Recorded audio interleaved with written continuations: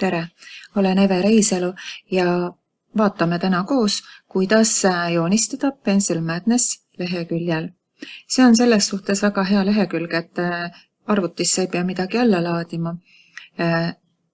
Saab kohe internetis otsa joonistada ja sisse logima ka kusagile ei pea. Siin üleval reas on joonelaadid. Tasub kõik järele katsetada. Järgmises reas on värvid ja kui selle värvi peal klõpsata, siis avaneb veel värvide valikuvõimalusi. Ja värvide valikuvõimalusi leidub ka siin paremal pool, kus saab siis veel rohkem neid valida, et kui midagi on ära valitud, nii, siis panna OK ja siis tuleb see värv. Ja kolmandas reas, kõige alumises reas on siis avaldamise koht, tagasivõtu koht ja edasiliikumine, siis see on väga huvitav joonelaad, kus saab joont tõmmata nii, et see täidab kohe värviga ka seest ära, mingi kinnise joone, siis pliiats, värvipott, kustukumm, suurendusklaas, kihtide lisamise koht, prügikast, kus me saame alustada uut joonistust, siis tuleb uus joonistus, joonepaksuse määramine, kitsas ja lai ja läbipaistvuse määramine, kas ta on siis läbipaistev või ei ole. Täna me joonistame emadepäevaks pilti ja ma teen siia ühe lille, valin siit punase värvi ja valin näiteks selle joone laadi. Nii. Teen õie kroonlehti, see on väga huvitav selline joone tõmbamise tööriist. Nii. Kui ei tulnud päris selline nagu tahaks, siis siit saab nüüd tagasi võtta ja proovida uuesti. Ja saab proovida nii kaua ja nii palju, kuni tulemus rahuldab. Nii. Nüüd ma teen lillele varre. Siit rohelisest saab valida neid rohelisi värvitoone ja valin lillevarre tegemiseks näiteks sellise joone. Nii. Väga huvitav.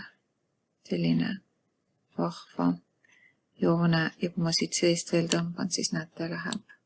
Ja siit ma saan ka veel teha seda lehte suuremaks. Nüüd võiks olla lillel ka südamik. Valin kollase värvi ja võtan näiteks selle mullidega ja teen siia, liigutan seda, et tekiks selline natukene tugevam ja tihedam see. Nii. Nüüd teeme päikse ka, et meil on siin ilus kollane ja see on väga huvitav tööriist, et kui ma hakkan teda siit näete niimoodi tegema, siis ta täidab ära.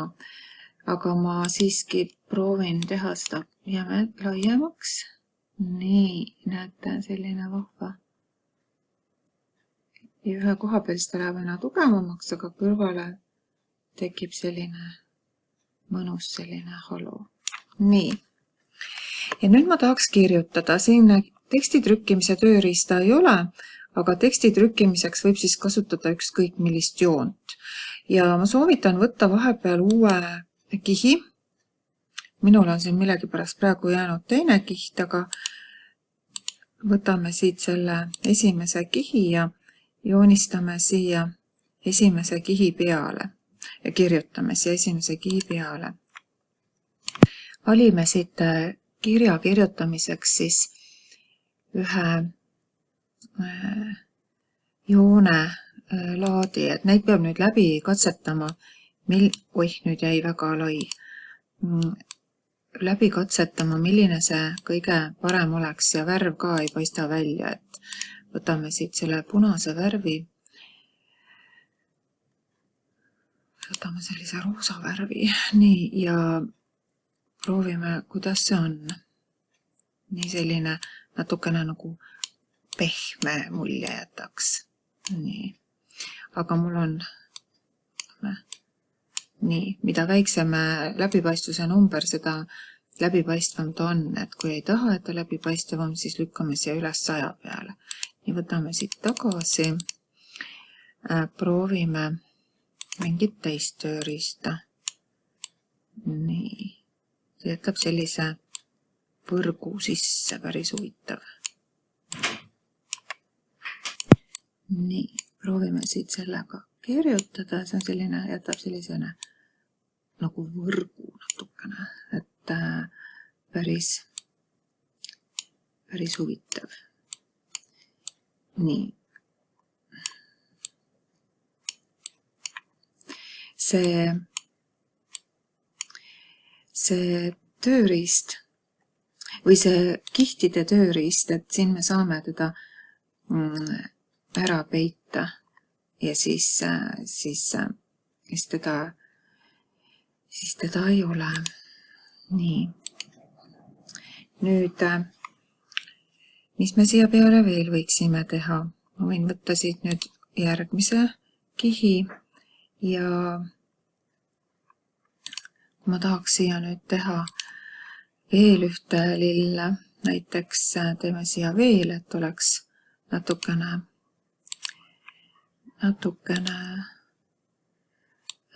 rohkem siin asju peal, siis ma seda tööriista näitan, et siin on nii, et kui ma sellega tõmban joone, siis ta täidab seest näete ära. Tõmban joone ja ta täidab seest ära. Nii, võtan siit praegu tagasi. Nii, mulle meeldis sellega teha lille ja teen siia veel mõned lilleõie kroonlehed.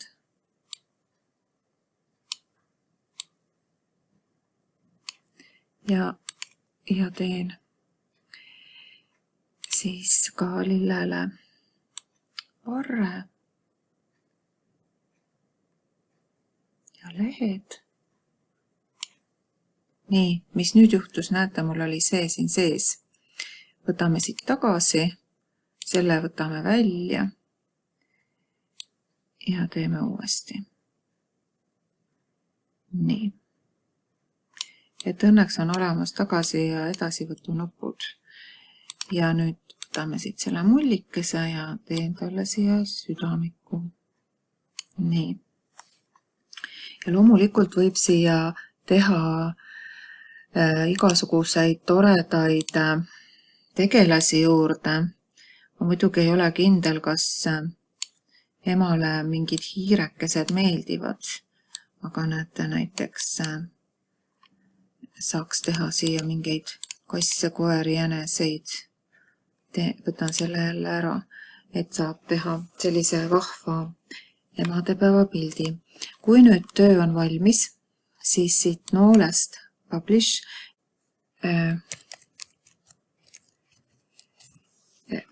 tööle pealkiri, panna siia oma nimi ja nüüd alla laadida, vaat see download.